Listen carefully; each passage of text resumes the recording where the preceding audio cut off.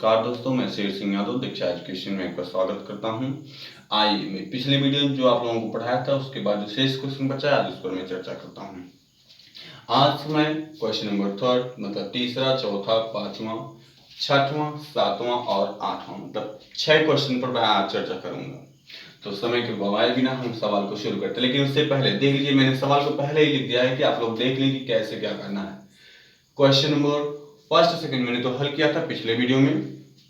अब इसमें आपको क्या करना है कि निम्नलिखित फलनों के प्रति अवकलन समाकलन, देखिए प्रति अवकलन का मतलब क्या हमको करना है, समाकलन हमको करना है, लेकिन कैसे करना है, निरीक्षण विधि द्वारा। निरीक्षण विधि द्वारा ज्ञात कीजिए।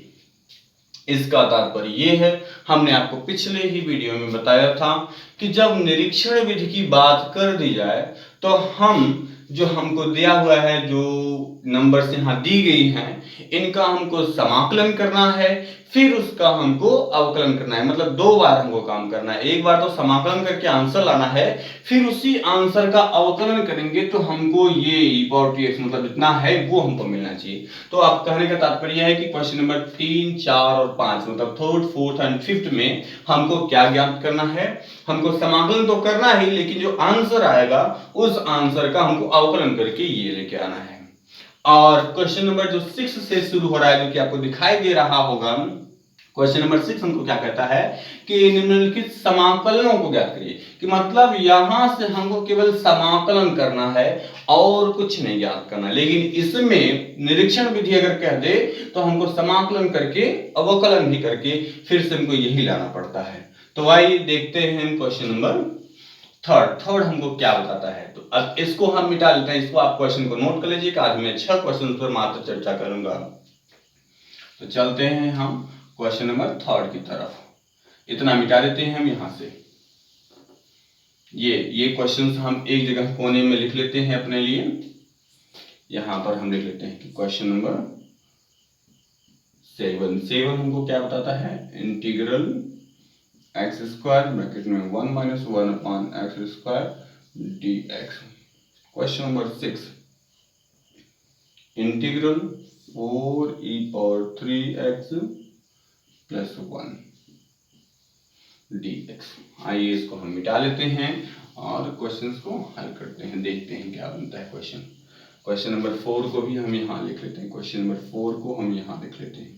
क्वेश्चन नंबर 4 हमको क्या मिलता है, ax प्लस b का क्या है, होल स्क्वायर है। तो आइए इसको भी मिटा लेते हैं हम लोग।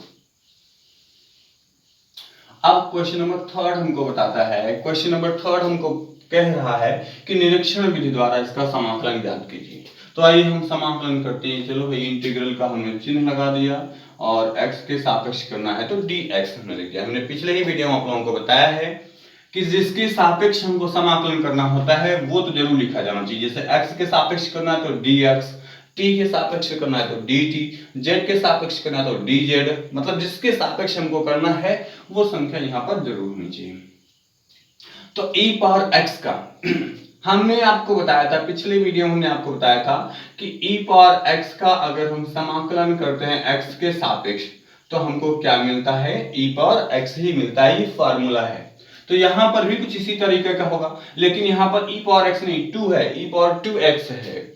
तो हमको कुछ मानना पड़ेगा इसमें। तो हम मान लेते हैं, क्या मान लिया हमने, मान लिया 2x बराबर t। क्या हमने मान लिया है, 2x बराबर t हमने मान लिया है।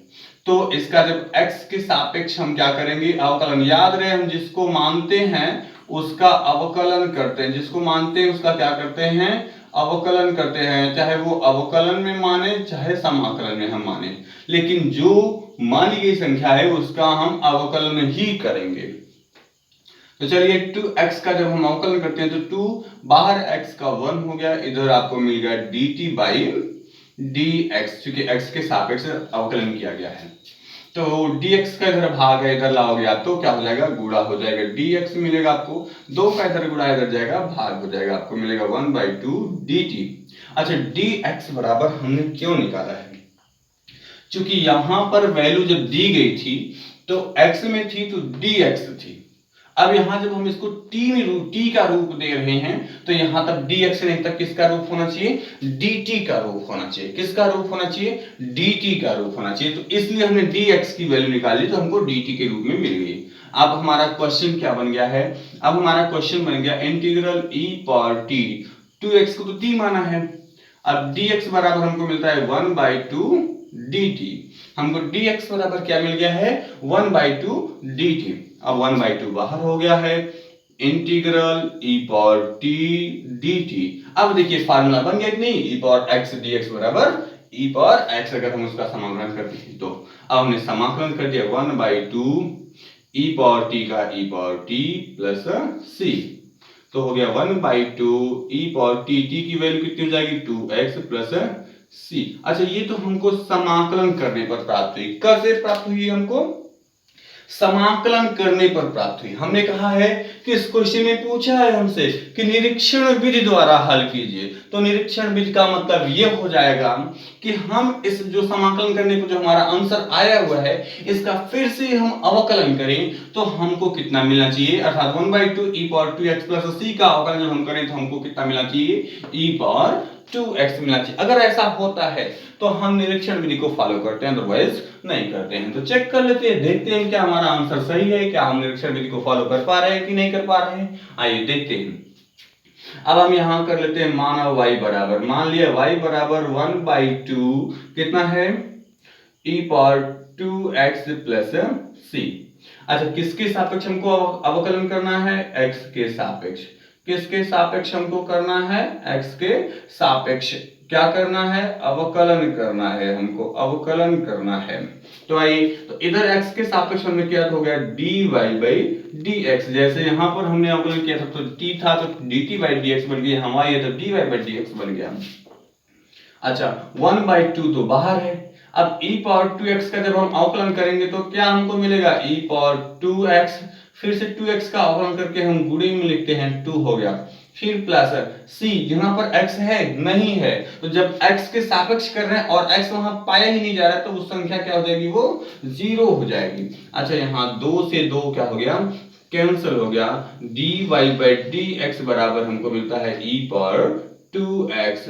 देखिए आंसर हमारा हमारे पास है, हमने 1/2 e पावर 2x का जब अवकलन इसका अवकलन हमने किया है तो हमको मिलता है e पावर 2x। तो सेम जब e पावर 2x का हमने समाकलन किया था तो हमको यही 1/2 e power 2x plus c मिला था। तो देखिए ये हमारा क्या है, निरीक्षण विधि को फॉलो करता है। तो हम ऐसे लगाएंगे निरीक्षण विधि को, जब अगर निरीक्षण विधि से क्वेश्चन कह दिया है कि निरीक्षण विधि से हल करिए तो हम क्वेश्चन को कुछ इस तरीके से हल करेंगे। आप इस क्वेश्चन का इसका स्क्रीनशॉट भी ले सकते हैं। मैं हट जाता हूं, चलिए कोई बात नहीं। अगर आप स्क्रीनशॉट नहीं लिए तो आप वीडियो को रोक करके आप इसको नोट कर सकते हैं। चलिए क्वेश्चन नंबर 4 पर हम लोग चलते हैं, इसको मिटा देते हैं। क्वेश्चन नंबर 4 हमको क्या बताता है, ax प्लस b का होल स्क्वायर। क्वेश्चन नंबर 4 हमसे क्या कह रहा है, क्वेश्चन नंबर 4 हमसे कह रहा है ax प्लस b का होल स्क्वायर है। तो आइए हम इसको नोट कर लेते हैं। क्या हम नोट करते हैं क्वेश्चन नंबर 4 को, क्वेश्चन नंबर 4 को हम लोग नोट करते हैं ax प्लस b का होल स्क्वायर। तो अब इसको हमको करना है समाकलन, तो हमने लगा दिया इधर समाकलन का चिन्ह और dx क्यों लगाया, क्योंकि x के सापेक्ष हमको समाकलन करना है इसमें। तो आइए अब इसमें भी हमको मानना पड़ेगा ना, तो मान लेते हैं। क्या हमने मान लिया, माना ax प्लस b बराबर t, मैंने मान लिया ax प्लस b बराबर t। अच्छा मैं पिछले क्वेश्चन में भी हमने t ही माना था, इसमें भी मैंने t ही माना है, तो ये जरूरी नहीं कि आप लोग भी t मानो, कुछ भी मान सकते हो। जैसे x में दिया है x को छोड़ करके t मान लो, z मान लो, k मान लो, कुछ भी आप मान सकते हो, वो आपके ऊपर है। जैसे z मानोगे तो जाएगा dz/dx, क्योंकि x के सापेक्ष अवकलन करोगे इसका, तो कुछ भी जो आप माने रहोगे वैसे ही उसका बन जाएगा, आप अवकलन कर लोगे। चलो अच्छा हम किसके सापेक्ष अवकलन करते हैं, x के सापेक्ष। याद रहे x के सापेक्ष क्या करने पर, अवकलन करने पर। चलो भैया अवकलन हमने कर लिया, तो a बाहर हो गया, x का 1 हो गया, प्लस b, इसमें x है ही नहीं तो 0 हो जाएगा। इधर आपको मिल गया dt/dx dx। तो चलो dx का इधर भाग इधर आएगा गुणा dx बराबर 1/a dt। अच्छा, हमने पिछले क्वेश्चन में ही आपको बताया कि dx की वैल्यू निकालनी जरूरी होती है, क्योंकि हम यहाँ x था, इसको हमने जब t के रूप में रखा है तो यहाँ dx नहीं होना चाहिए, यहाँ भी dt होना चाहिए। तो हम dx की वैल्यू निकाले रहेंगे तभी तो रखेंगे ना उसमें। चलिए अब हम सवाल को आते हैं सवाल पर। तो हमारे पास हो गया t², अब dx की जगह है 1/a dt। तो 1/a तो बाहर हो गया है। t² का जब आप अवकलन समाकलन जब आप करोगे तो आपको मिलेगा t⁴ plus 1/2 plus 1 plus c। कैसे बनेगा, यहां पर हम एक सवाल फार्मूला है हमारे पास, हम नोट कर लेते हैं। देखिए इंटीग्रल x⁴n, ये फॉर्मूला हमने शायद आप लोगों को बताया है। x⁴n बराबर क्या होता है, x⁴n प्लस 1/n प्लस 1। यही फॉर्मूला देखिए हमने अप्लाई किया, यहां पर हमको मिला x⁴n, तो हमने लिख दिया x⁴n प्लस 1/n प्लस 1। तो हम अब इसको हल करेंगे तो हमको मिल जाएगा 1/3a t³ प्लस c। ये हमको समाकलन करने पर मिला, लेकिन अभी पूरा आंसर नहीं है। ये हमारा हुआ 1/3a t³। t हमने किसको माना है, ये हमने माना है ax प्लस b को हमने माना है। अब जाकर के हमारा ये आंसर तैयार हुआ, लेकिन अभी ये पूरा आंसर नहीं है। अभी ये पूरा आंसर नहीं है, क्यों नहीं है, क्योंकि अभी तो हमने केवल समाकलन किया है, जबकि इसका समाकलन हमको निरीक्षण विधि द्वारा करना है, अर्थात फिर से इसका अवकलन हम करें तो हमको ये ax प्लस b का होल स्क्वायर प्राप्त होना चाहिए, तब निरीक्षण विधि को फॉलो करेगा। चलिए चेक कर लेते हैं। अभी यहीं से हम लोग अवकलन कर लेते हैं ना। मान लेते हैं, क्या मान लेते हैं, मान लेते हैं y बराबर 1/3a ax प्लस b का होल क्यूब प्लस c। अब हम किसके सापेक्ष कर रहे हैं, x के सापेक्ष। याद रहे x के सापेक्ष, जिसके सापेक्ष हम करेंगे उसको लिखेंगे भी किसके सापेक्ष कर रहे हैं, ऐसे नहीं करके निकल जाएंगे, x के सापेक्ष अवकलन करने पर। तो चलो भाई x के सापेक्ष अवकलन किया तो y का तो हमको मिल गया। अब हमको y का मिल गया, क्या हो गया, dy/dx। लेकिन 1/3 ये तो बाहर हो जाएगा, 1/3a ये तो बाहर हो गया। अच्छा, अब आपके दिमाग में होना चाहिए, अवकलन में आप लोगों ने पढ़ा है कि ax प्लस b का होल क्यूब है, तो ax को आपको दिमाग में कुछ न कुछ मानना ही पड़ेगा, तभी तो इसका अवकलन कर पाओगे। तो मान लिया है आपने कुछ भी कांस्टेंट नंबर कुछ भी मान लो, आप अपने से t मान लो, z मान लो, कुछ भी मान लो। तो ax प्लस b का जब हम मानते हैं तो उसका अवकलन करते हैं, जैसे कि हमने यहाँ देखा है, जब मानते हैं तो उसका अवकलन करते हैं। तो यहाँ हमने dx की वैल्यू निकाली, जबकि हमको यहाँ dx की वैल्यू नहीं निकालनी है। तो याद रहे जब हम इसका अवकलन करते हैं, जैसे हम मान लेते हैं यहाँ पर, नहीं तो फिर घबरा जाओगे। मान लिया हमने, मान लिया ax प्लस b बराबर t ही फिर से मान लेते हैं, तो यहाँ पर a × 1 बराबर dt/dx हो गया। तो अब dt/dx बराबर हमको कितना मिलता है, a मिलता है ना। ये बात तो हमको ख्याल है कि a मिलता है। चलिए इसे ठीक है, कोई बात नहीं, a मिल गया है। लेकिन अब हमारा जो समीकरण बन रहा है वो कुछ और बना, तो हमको यहाँ अवकलन तभी x के सापेक्ष नहीं, तब तो हम अभी अवकलन करने के लायक नहीं बने हैं। तब हम मानेंगे तो यहाँ x के सापेक्ष नहीं लिखेंगे, तब चूंकि हमारा t है तो फिर बाद में हमको नेक्स्ट t के सापेक्ष अवकलन करना पड़ेगा। अब हमने यहाँ जब x के सापेक्ष कर लिया है तो सीधा हम दिमाग में बनाते हैं कि ax प्लस b का होल क्यूब का जब हम अवकलन करते हैं तो हमको कितना मिलता है, ax प्लस b का जब हम इसके होल क्यूब का अवकलन हम करेंगे तो हमको मिलेगा 3a प्लस b का क्या मिल जाएगा, होल स्क्वायर, इतना हमको मिल जाएगा। और c का क्या हो जाएगा, 0 हो जाएगा। याद रहे c का क्या हो जाएगा, 0। तो हम देख रहे हैं 3a से 3a क्या हो गया, कैंसिल हो गया। dy/dx बराबर हमको मिलता है ax प्लस b का होल स्क्वायर। तो देखिए शायद आपको दिखाई दे रहा होगा कि हमने ax प्लस b का होल स्क्वायर किया तो हमको मिला 1/3a ब्रैकेट में ax प्लस b का होल क्यूब प्लस c। तो जब हमने इसका अवकलन किया तो हमको मिलता है ax प्लस b का होल स्क्वायर, अर्थात ये प्रथम जो है निरीक्षण विधि द्वारा हल किया गया है। तो निरीक्षण विधि को ये फॉलो करता है। मैं हट जाता हूं और आप लोग इसको स्क्रीनशॉट ले लीजिए और लिखते रहिएगा, आप लोग भूलिएगा मत, इसको कॉपी कलम ले लीजिए, इसको नोट करते रहिए।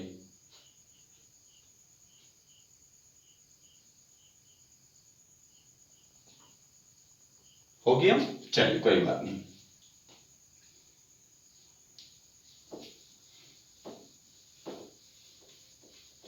अब हम लोग आएंगे क्वेश्चन नंबर 5 पर, पांचवें क्वेश्चन को देखेंगे। पांचवा क्वेश्चन क्या है? पांचवा क्वेश्चन है sin 2x 4e power 3x। यही है पांचवा क्वेश्चन। ये चौथा क्वेश्चन हमने हल कर लिया, इसको भी हटा देते हैं। पांचवें क्वेश्चन पर आते हैं। तो पांचवा क्वेश्चन दिया है sin 2x minus 4e power 3x। बहुत ही अच्छा क्वेश्चन है। देखिए, जब इस तरह का क्वेश्चन आप लोगों को अगर मिले तो आपको कुछ करना नहीं है, बस प्लस माइनस अगर बीच में ऐसा कुछ मिले ना तो उस दोनों को अलग अलग समाकलन कर दो, या अवकलन में मिले तो दोनों को अलग अलग अवकलन कर दो, कोई दिक्कत नहीं है उसमें। तो इसको हम क्या करेंगे, अब हमें इसका समाकलन करना है तो इसको हम ऐसे लिखेंगे sin 2x dx माइनस 4 बाहर कर लेते हैं e पावर 3x dx, बस। अच्छा, sin x का हम समाकलन जानते हैं कि sin x का जब हम समाकलन करते हैं तो माइनस cos x होता है, लेकिन यहां पर कितना है? 2x है। अब दिमाग में थोड़ा सा शॉर्ट में हम चलते हैं, तो जो संख्या को मानते हैं उसका अवकलन करके हम क्या करेंगे, हम भाग करते हैं। तो चलिए इसको हम लगा लेते हैं, दिमाग में लगा लेते हैं कि ये sin 2x नहीं बल्कि sin x है।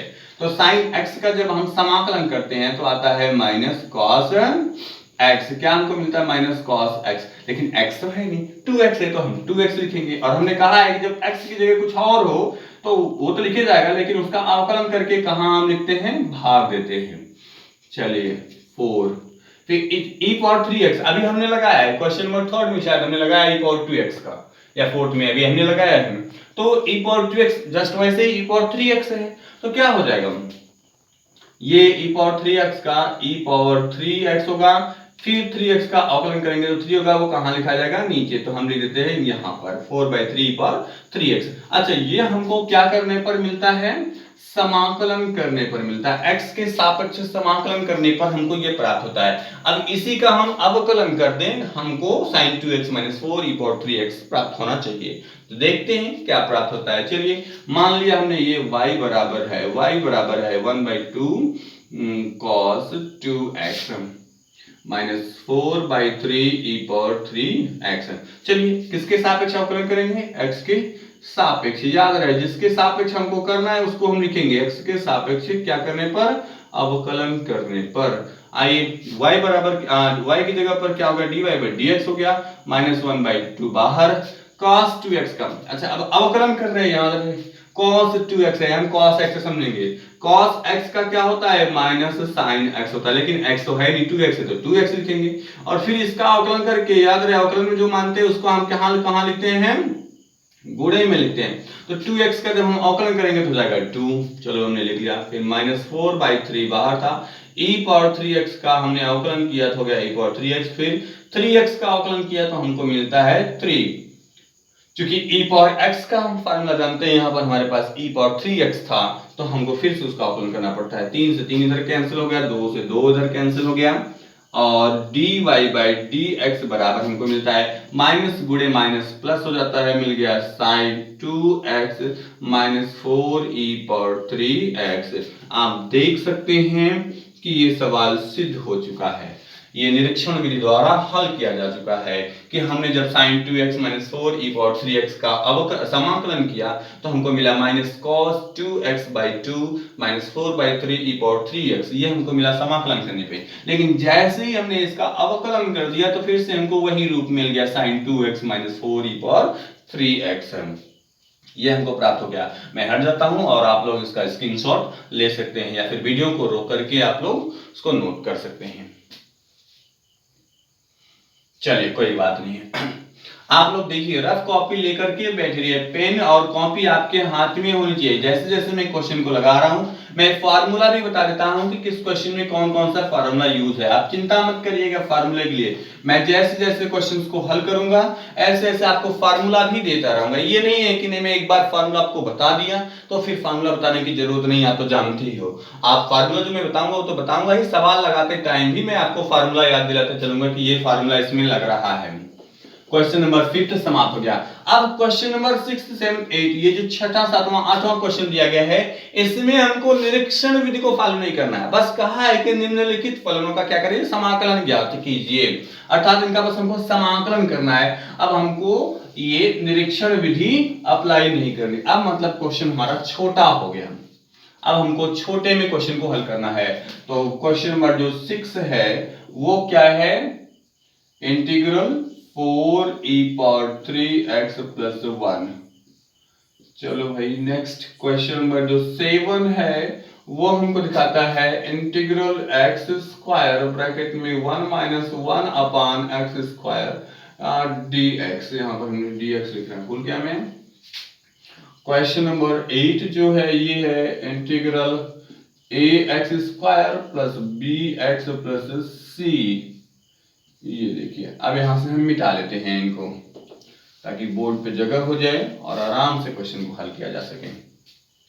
तो चलिए पहले क्वेश्चन नंबर 6वें को हम हल करते हैं। तो हमारे पास है इंटीग्रल 4e⁻3x + 1 ये प्राप्त हुआ है। तो चलिए, हमने कहा है कि बीच में अगर प्लस माइनस कुछ ऐसा हमको चिन्ह मिल जाए तो हम दोनों को अलग अलग कर लेते हैं। तो 4 है तो 4 को बाहर e⁻3x dx plus integral 1 dx। अभी हम e⁻3x का समाकलन करके आप लोगों को दिखाए हैं, तो इसमें बताने की आवश्यकता नहीं आई थिंक। तो हमको ये मिल गया 4 × e⁻3x का हमने आकलन किया, e⁻3x/3 प्राप्त हो गया, प्लस एक का जब हम x के सापेक्ष समाकलन करते हैं, मैंने फॉर्मूला में आपको बताया है कि एक का x के सापेक्ष हम जब समाकलन करते हैं तो हमको कितना मिलता है, x मिलेगा। अगर एक का हम t के सापेक्ष समाकलन करेंगे तो t मिलेगा, z के सापेक्ष समाकलन करेंगे तो z हमको प्राप्त हो जाएगा। और फिर कांस्टेंट नंबर हम c का इस्तेमाल यहाँ पर कर लेते हैं। तो ये हमारा आंसर प्राप्त हो गया 4/3e⁻3x + x + c।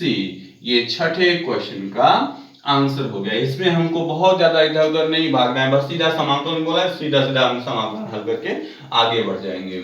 अब देखिए, ये तो क्वेश्चन नंबर 6 था। क्वेश्चन नंबर 7 हमारे पास क्या कहता है, क्वेश्चन नंबर 7 क्या कहता है कि इंटीग्रल x² ब्रैकेट में 1 - 1/x² dx दिया है। तो चलो x² का ब्रैकेट के अंदर आप गुणा कर सकते हैं, तो मिल गया x², फिर x² के अंदर गुणा करेंगे हो जाएगा x²/x² dx। यहाँ कैंसिल हो गया।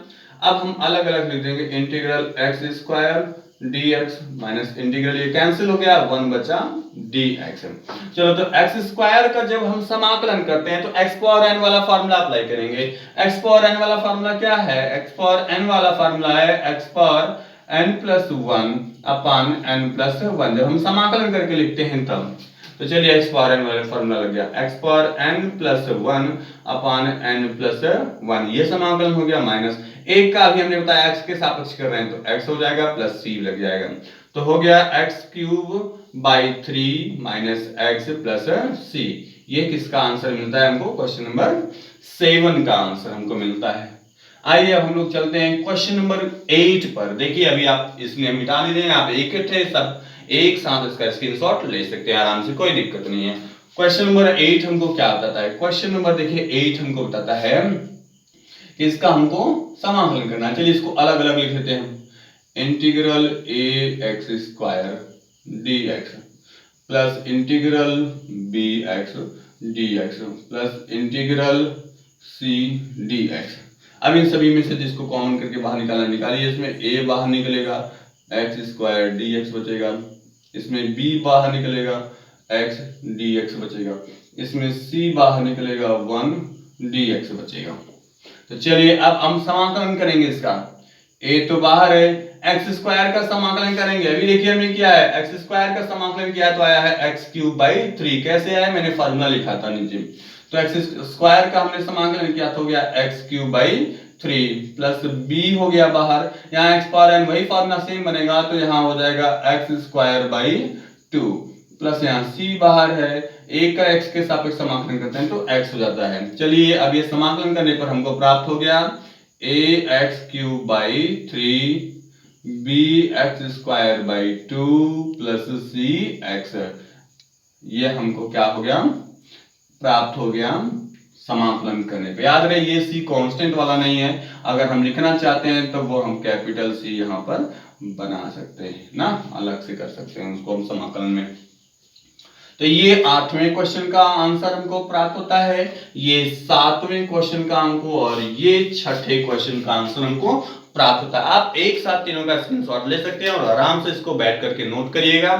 और याद रहे कभी भी क्वेश्चन को हल करते समय घबराने की बात नहीं होती है, बस फार्मूला एडजस्ट करना है आपको। अगर आप फार्मूला एडजस्ट करते हैं तो जो है सवाल, प्रत्येक सवाल कितना इजी, देखिए कितना इजी है, वो छोटा छोटा 3 से 4 स्टेप के क्वेश्चन हैं, एकदम आसानी से हल हो जाएंगे। बस थोड़ा सा धैर्य रखने के साथ साथ आप हमसे जुड़े रहिए। अगर आप अभी नए सब्सक्राइबर हैं या नए वीडियो वॉचर हैं तो आप चैनल को सब्सक्राइब कर लीजिए, ताकि मेरा वीडियो जो मैं बाद में फिर से अपलोड करूं वो आप तक सीधे सीधे पहुंच जाए। चलिए, आज मैंने कहा था कि आज मैं क्वेश्चन 8 तक क्वेश्चन को सॉल्व करूंगा, तो इसके आगे वाला वीडियो अगर आपको क्वेश्चन सॉल्व करना है, अगर आपको नहीं आता है तो आप मेरे नेक्स्ट वीडियो को देखिएगा, मैं वहां पर क्वेश्चन नंबर 9 से लेकर के आगे का क्वेश्चन में हल करूंगा। तो आज के लिए इतना है, फिर हम लोग मिलेंगे। नमस्ते।